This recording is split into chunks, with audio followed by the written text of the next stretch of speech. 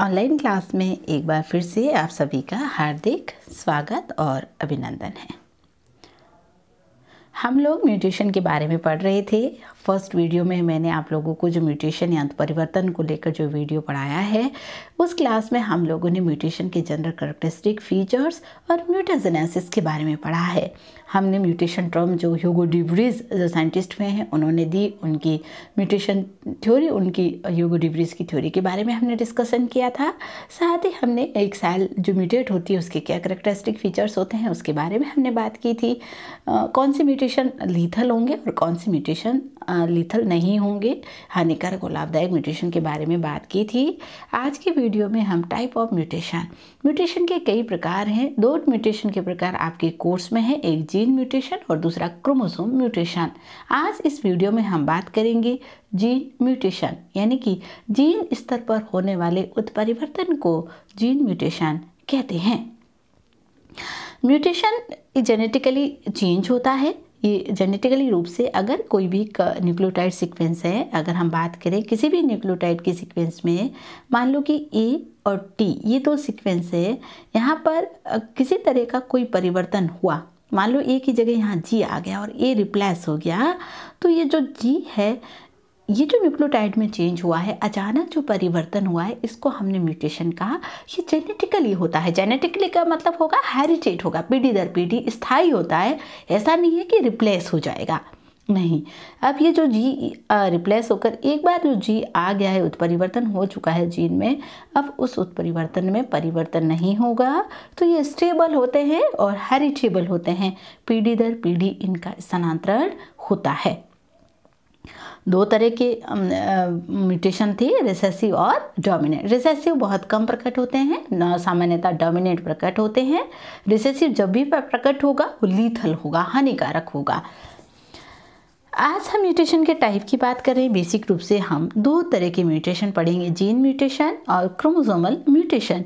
Gene mutation means change in a single gene. एक अगर gene में कोई तरह का परिवर्तन होता है, एक सिंगल न्यूक्लियोटाइड में कोई परिवर्तन होता है, तो उस तरह के म्यूटेशन को हम जीन म्यूटेशन कहेंगे। क्रोमोसोमल म्यूटेशन का मतलब है क्रोमोसोम के नंबर में चेंज होना, क्रोमोसोम के स्ट्रक्चर में चेंज होना। दो तरह के, change in the structure of chromosome and change in the number of chromosome. अगर क्रोमोसोम की संरचना में परिवर्तन होता है या फिर क्रोमोसोम के नंबर में परिवर्तन होता है, तो दो तरह के म्यूटेशन होंगे जिन्हें क्रोमोसोमल म्यूटेशन कहेंगे। इस वीडियो में हम जीन म्यूटेशन की बात करेंगे। जीन म्यूटेशन की अगर हम बात करें, जीन म्यूटेशन के दो बड़े प्रकार पॉइंट म्यूटेशन और फ्रेम शिफ्ट म्यूटेशन है। पॉइंट म्यूटेशन में तीन, साइलेंट, मिससेंस और नॉनसेंस है। फ्रेम शिफ्ट में एडिशन और डिलीशन। कल की वीडियो में हम क्रोमोसोम म्यूटेशन की बात करेंगे, जिसमें हम चार प्रकार के म्यूटेशन पढ़ेंगे, डिलीशन, डुप्लीकेशन, इन्वर्जन और ट्रांसलोकेशन के बारे में। ये सामान्य है। यहाँ पर आप लोग एक स्ट्रक्चर देख रहे हैं, यहाँ पर ये वाइल्ड टाइप सीक्वेंस है, ये नॉर्मल तरह का एक क्रोमोसोम है। इस क्रोमोसोम में डुप्लीकेशन हो रहा है। डुप्लीकेशन हो रहा है, इट मीन्स यहाँ addition of extra chromosomal part. यहाँ पर आप देख रहे हैं ये एक्स्ट्रा क्रोमोसोम पार्ट का एडिशन हुआ है जो वाइल्ड टाइप क्रोमोसोम में नहीं है, तो ये डुप्लीकेशन है। इन्वर्जन का मतलब ये होगा सीक्वेंस 180 डिग्री सेंटीग्रेड पर रोटेट हो जाती है। जब 180 डिग्री पर रोटेशन होता है तो इन्वर्जन होता है। ट्रांसलोकेशन में भी ये जो सीक्वेंस है वो ट्रांसलोकेट हो जाती है। डिलीशन का मतलब रिमूव हो जाना। Loss of genetic material, missing of chromosome या extra chromosomal, gain of genetic material. या तो क्रोमोसोम का लॉस होगा या क्रोमोसोम का एडिशन होगा। ठीक है, तो ये टाइप ऑफ म्यूटेशन है, जीन म्यूटेशन के प्रकार है। जीन म्यूटेशन में इन्वॉल्व इंसर्शन और रिमूवल ऑफ वन और मोर बेस पेयर। यानी जीन म्यूटेशन की खास बात क्या होगी, यहाँ तो एक या एक से अधिक न्यूक्लियोटाइड का एडिशन होगा या एक से अधिक न्यूक्लियोटाइड का रिमूव होगा, डिलीशन होगा। उस म्यूटेशन को हम जीन म्यूटेशन कहेंगे। जीन म्यूटेशन में न्यूक्लियोटाइड के एडिशन और डिलीशन के कारण डीएनए की जो बेसिक सीक्वेंस है, जो बेसिक बेस पेयर्स हैं, उसमें परिवर्तन हो जाता है। जीन म्यूटेशन के क्या इफेक्ट होंगे? Mutation are neutral, they have no effect on polypeptide. क्योंकि ये बहुत माइनर चेंजेस हैं न्यूक्लियोटाइड में, एक सिंगल न्यूक्लियोटाइड में चेंजेस होने के कारण सामान्यतः जीन म्यूटेशन अपने आप को प्रदर्शित नहीं करता है। इस कारण जो पॉलीपेप्टाइड चेन बनती है उस पर कोई प्रभाव नहीं पड़ता है, सामान्यतः नहीं पड़ता है। लेकिन जो रिसेसिव होते हैं अगर वो अपने आप को प्रकट करेंगे तो प्रभाव पड़ता है लिथल म्यूटेशन में। क्या ये पॉलीपेप्टाइड कैसे चेंज नहीं होगा? हम सब लोग जानते हैं डीएनए से बनता है एमआरएनए और एमआरएनए से बनती है पॉलीपेप्टाइड चेन। जो डीएनए है उस डीएनए में अगर किसी तरह का परिवर्तन है तो म्यूटेशन कहाँ आएगा? एमआरएनए में। और एमआरएनए में किसी तरह का परिवर्तन है वो कहाँ प्रदर्शित होगा? प्रोटीन में। तो डीएनए में चूंकि जो परिवर्तन है वो पॉलीपेप्टाइड चेन तक आता है। तो जीन म्यूटेशन में सामान्यतः पॉलीपेप्टाइड चेन में कोई परिवर्तन नहीं होगा। यहाँ पर कुछ लेस एक्टिव प्रोडक्ट बन सकते हैं, less often inactive product, very few mutation are beneficial. ये जीन अगर चूँकि ये ज़्यादा मात्रा में इसका कोई प्रभाव नहीं पड़ता है तो जीन म्यूटेशन के बाद जो प्रोडक्ट बनेगी, जो प्रजनन बनेगी वो बेनिफिशियल हो ये ज़रूरी नहीं है। Affects molecular changes in DNA sequence of A gene. मैंने आपको बता ही दिया कि यहाँ पर डीएनए की सीक्वेंस जो है वो क्या हो जाती है? चेंज हो जाती है। डीएनए के सीक्वेंस में जो परिवर्तन होता है वो जीन म्यूटेशन के कारण होगा। कोडिंग सीक्वेंस जाहिर सी बात है AGC था तो अगर मान लो G की जगह A आ गया तो AAC, तो कोडिंग सीक्वेंस पूरी तरह से चेंज हो गया। एक जो amino acid particular amino acid code कर रहा था पहले डीएनए सीक्वेंस में, अब इसमें जीन म्यूटेशन होने के कारण अब कोडिंग सीक्वेंस पूरी तरह से परिवर्तित हो जाती है। Cause permanent change in DNA, बिल्कुल जाहिर सी बात है, हम लोगों ने पहले भी बात की, जो म्यूटेशन होते हैं वो अस्थायी नहीं होते हैं, स्थायी होते हैं, पीढ़ी दर पीढ़ी वो जाते हैं। जीन म्यूटेशन में दो म्यूटेशन की हम बात करेंगे, पॉइंट म्यूटेशन और frame shift mutation. Point mutation में एक सिंगल बेस पेयर में अगर चेंज होता है डीएनए के तो वो पॉइंट म्यूटेशन है। और फ्रेम शिफ्ट म्यूटेशन दो तरह के हैं, एडिशन और डिलीशन। एक या एक से अधिक न्यूक्लियोटाइडों का जुड़ना या एक से अधिक न्यूक्लियोटाइडों का हटना क्या कहलाएगा? फ्रेम शिफ्ट म्यूटेशन कहलाएगा। और ये क्यों होते हैं? पावरफुल म्यूटाजेनेसिस, केमिकल और फिजिकल, यहाँ बहुत ज़्यादा पावरफुल एक्सरे, गामा रेज या कई केमिकल्स होते हैं जो म्यूटेशन क्रिएट करते हैं, उसकी वजह से कभी एडिशन हो सकता है, कभी डिलीशन हो सकता है। तो ये प्रकार जो है वो फ्रेम शिफ्ट म्यूटेशन कहलाएगा। सबसे पहले हम पॉइंट म्यूटेशन की बात करेंगे। सिंगल न्यूक्लियोटाइड में चेंज हो रहा है, इसमें पहला silent mutation, single base substitution in the third base nucleotide position of a codon, this result is no change in amino acid. यहाँ अमीनो एसिड सीक्वेंस में कोई साइलेंट है, यानी कि इस तरह के न्यूक्लियोटाइड यहाँ पर परिवर्तन होंगे जिसमें अमीनो एसिड सीक्वेंस में कोई परिवर्तन नहीं होगा। Miss sense mutation, single base substitution first और सेकेंड बेस न्यूक्लियोटाइड, पहले और दूसरे न्यूक्लियोटाइड में चेंज होगा। यहाँ पर तीसरा न्यूक्लियोटाइड चेंज होगा। तीसरे न्यूक्लियोटाइड में चेंज होने के कारण अमीनो एसिड में कोई परिवर्तन नहीं होगा। वोबल हाइपोथेसिस आपने लोगों ने पढ़ा होगा कोडिंग सीक्वेंस को लेकर, तो यहाँ पर वोबल हाइपोथेसिस की जो थ्योरी है उसके अकॉर्डिंग तीसरे न्यूक्लियोटाइड में चेंज होने पर अमीनो एसिड कोडिंग में कोई परिवर्तन नहीं होगा, इस कारण इसको साइलेंट म्यूटेशन कहेंगे। ठीक है। दूसरा है मिस सेंस, यानी कि अगर पहले और दूसरे यानी ए की जगह मान लो जी आ गया, GAG, तो अब पूरा अमीनो एसिड की कोडिंग यहाँ पर क्या हो जाएगी? सीक्वेंस हो जाएगी। तो अमीनो एसिड कोड यहाँ पर चेंज हो जाते हैं, मिस सेंस म्यूटेशन कहेंगे। नॉन सेंस म्यूटेशन क्या कहेंगे? Single base substitution that yield stop codon, अगर कोई इस तरह का परिवर्तन हो जाता है उस कोडॉन में कि जो अमीनो एसिड को कोड करने वाला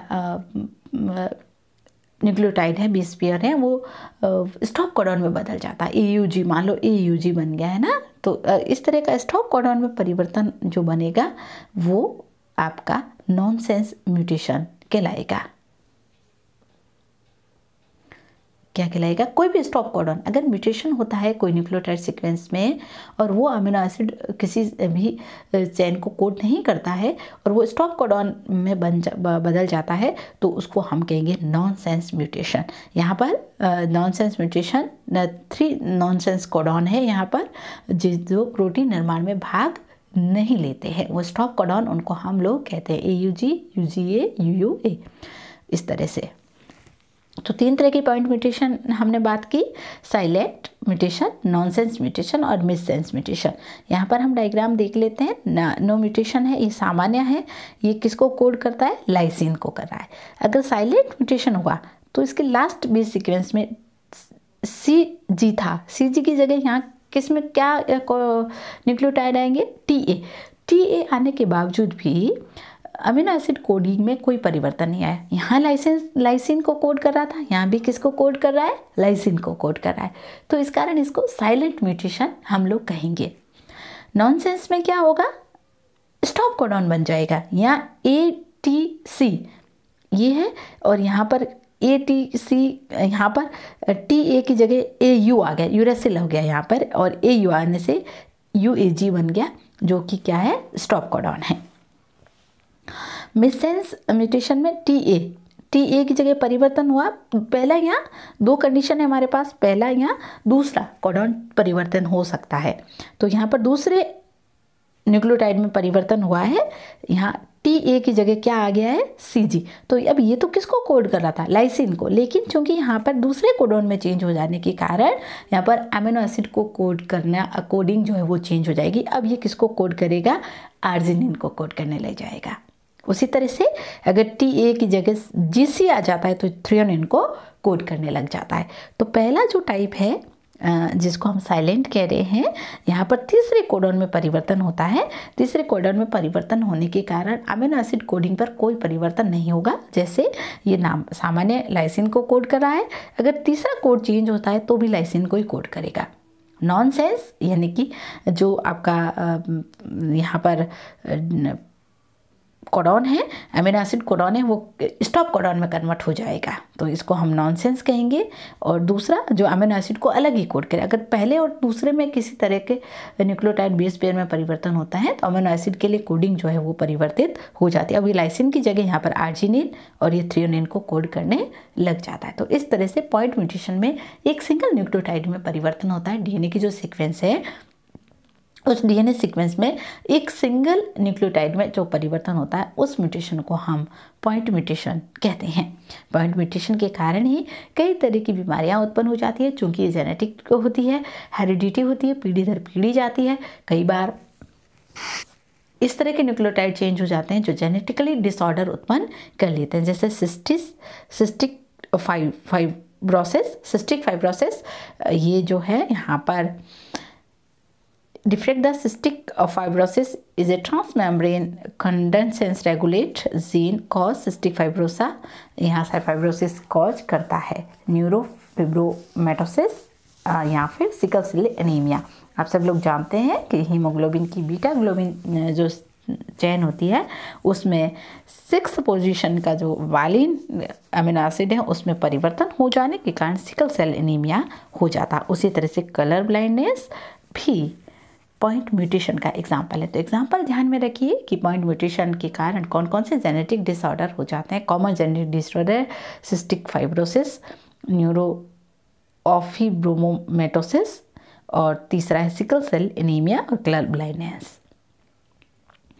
फ्रेम शिफ्ट म्यूटेशन यानी कि एक से अधिक न्यूक्लियोटाइड का जोड़ना या एक से अधिक न्यूक्लियोटाइड का डिलीट हो जाना क्या कहलाता है, फ्रेम शिफ्ट म्यूटेशन कहलाता है। 2 तरह के हैं यहाँ पर, एडिशन और डिलीशन।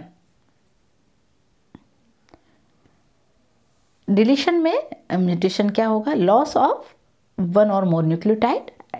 एडिशन में है एडिशन ऑफ 1 और मोर न्यूक्लियोटाइड। ये एडिशन है, ये नॉर्मल बेस पेयर है और यहाँ पर क्या हुआ है, एक से अधिक न्यूक्लियोटाइड का यहाँ पर एडिशन हो गया है। तब एडिशन हो जाता है तो उसको हम क्या कहेंगे, एक से अधिक न्यूक्लियोटाइड का एडिशन होता है तो वो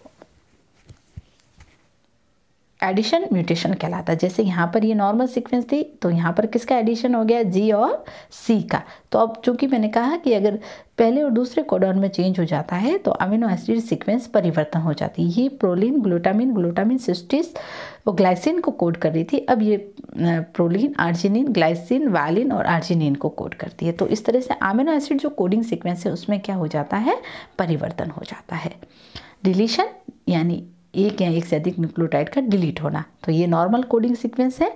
अब यहाँ पर इस न्यूक्लियोटाइड क्रम का डिलीशन हो जाने के कारण क्या हो गया है, प्रोटीन सीक्वेंस में परिवर्तन हो जाता है।